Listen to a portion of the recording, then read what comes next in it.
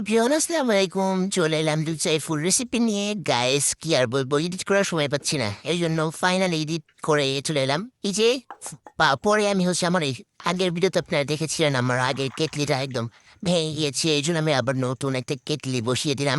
তারপর আমি এখানে চা পাতি, তারপরে কনডেন্স মিল্ক সবকিছু রেডি করে দেখেন গাইস, আমার কাছে কত কিউট কিউট চায়ের কাপ আছে। আমার কাছে মিনি কাপ আর এগুলো দুটাই আছে। তো গাইস কি বলবো, তো ফার্স্টে আমরা পানিটা গরম করে নিয়েছিলাম, এই জন্য এরকম একটা কালার আসতেছে। আমরা চাতে একটা এলাইচ তাও দিয়ে দিয়েছিলাম সুগার পেস্ট মেলানোর জন্য। তারপর আমরা চাপাতি চিনি সবকিছু দিয়ে দেই গাইস। আমি আসলে সবাই শুধু একটা কমেন্ট করতেছিল আগের ভিডিওতে যে আমার চায়ের কালারটা নাকি একদম মাটির কালার আসতেছিল। এইটার কারণটা হচ্ছে কনডেন্স মিল্কটা আমি সরাসরি একদম গরম পানিতে দিয়ে দিয়েছিলাম এর জন্য।